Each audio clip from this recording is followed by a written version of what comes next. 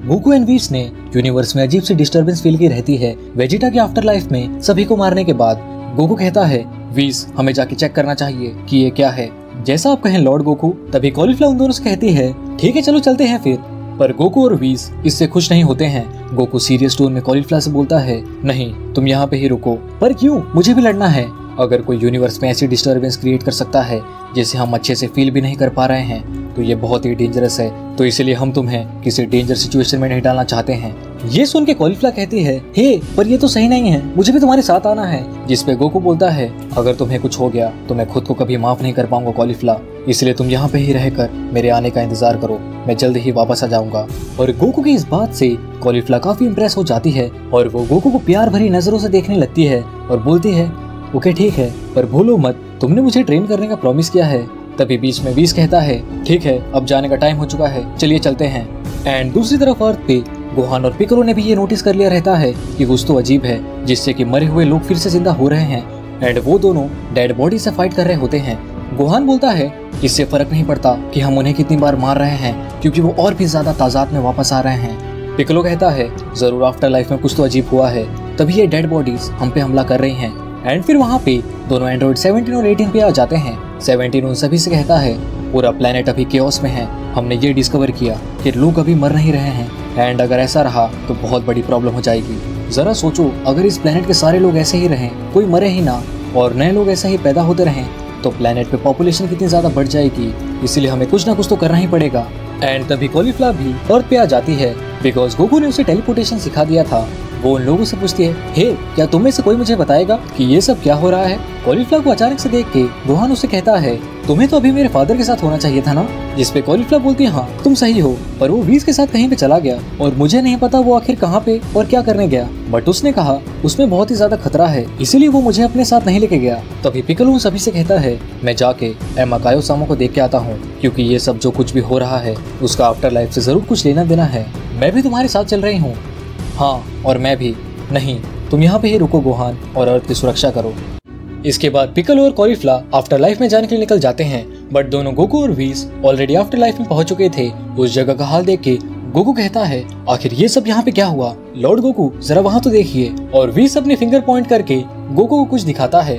हम देखते हैं कि सोल्स जो कि आफ्टर लाइफ में पहुंच रही थी वो वापस लिविंग वर्ल्ड में जा रही होती हैं। तो ये प्रॉब्लम है, आफ्टर लाइफ काम नहीं कर रही है, इसकी वजह से सारी सोल्स लिविंग वर्ल्ड में वापस जा रही हैं। इसके बाद वो दोनों यमा कायोसामा के ऑफिस में आ जाते हैं एंड उनका ऑफिस पूरी तरह से डिस्ट्रॉय हो चुका था। आखिर यमा कायोसामा कहाँ पे हैं? गोकू बुल्मा से पूछता है। बुल्मा बोलती है, गोकू ये अच्छा हुआ जो कि तुम यहाँ पे आ गए। बुल्मा, आखिर यहाँ पे क्या हुआ था?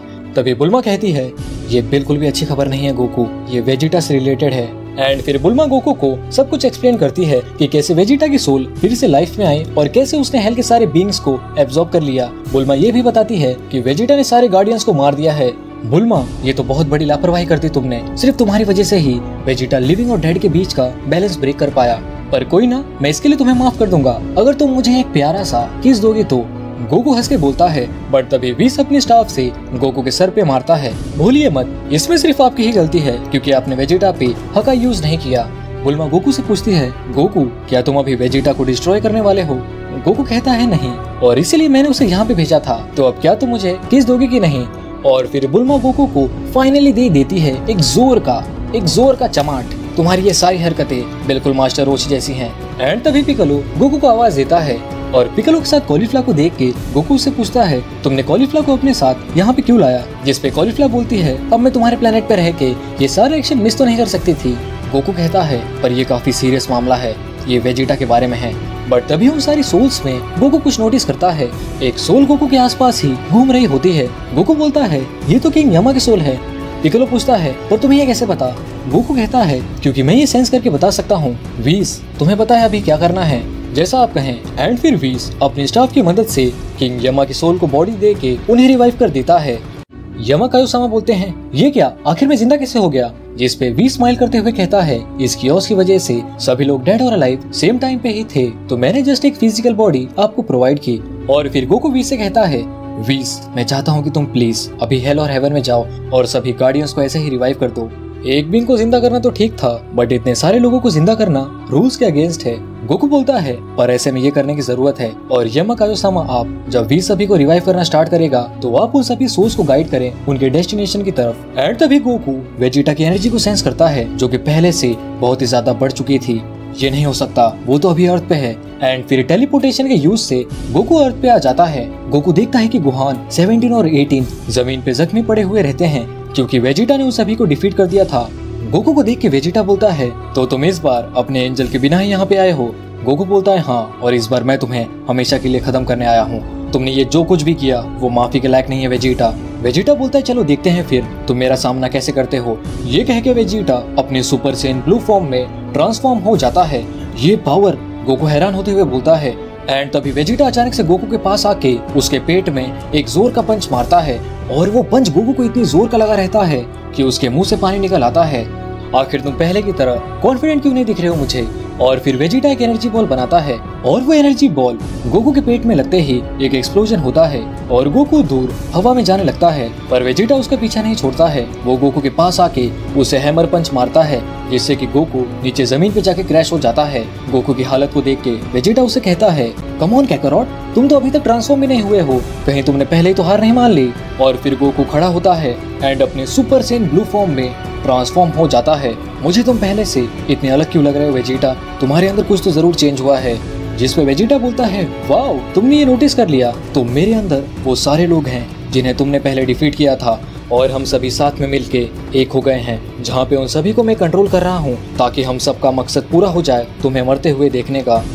ये सुन के गोकू कहता है कायर कहीं के, अभी तुमने क्या कहा। वेजिटा गुस्से में गोकू से पूछता है तुम एक कायर हो, क्योंकि जिस वेजिटा को मैं जानता हूँ वो कभी ऐसा नहीं करता, उसके अंदर प्राइड थी, पर तुम तो दूसरों को एब्जॉर्ब करके स्ट्रॉन्ग बन रहे हो ताकि मुझे हरा सको, और ऐसा सिर्फ एक कायर ही करता है और इसीलिए मैं तुम्हें नहीं जानता हूँ।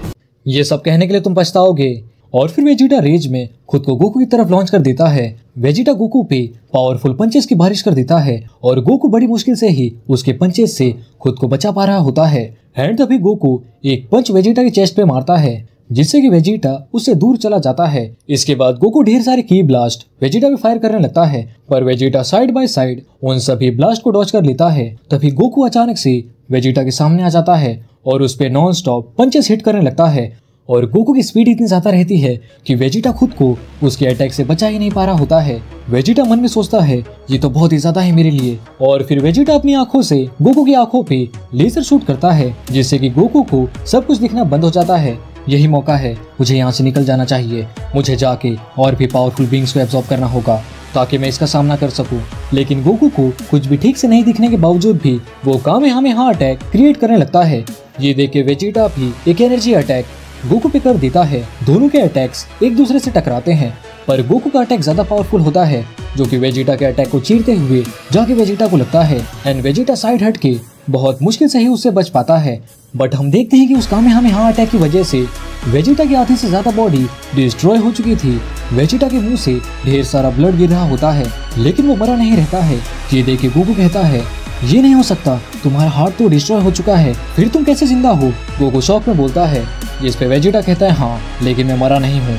और ये कह के वेजिटा अपनी बॉडी को फिर से रीजनरेट कर लेता है। आखिर अभी तुमने ये कैसे किया, गोकू वेजिटा से पूछता है। जिस पे वेजिटा बोलता है सभी बींग्स को एब्जॉर्ब करने की वजह से मेरी बॉडी इवॉल्व हो चुकी है, तो मैं अब अपनी बॉडी को फिर से रीजनरेट कर सकता हूँ।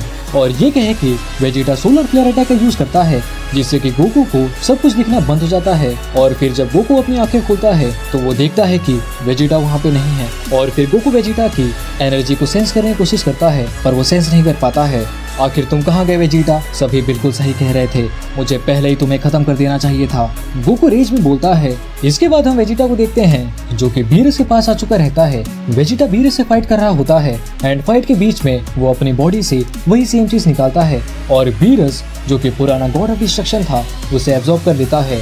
Farmer God of destruction Beerus को एब्जॉर्ब करने के बाद वेजिटा एक न्यू फॉर्म में ट्रांसफॉर्म हो जाता है जो कि दिखने में बहुत ही खूंखार होती है।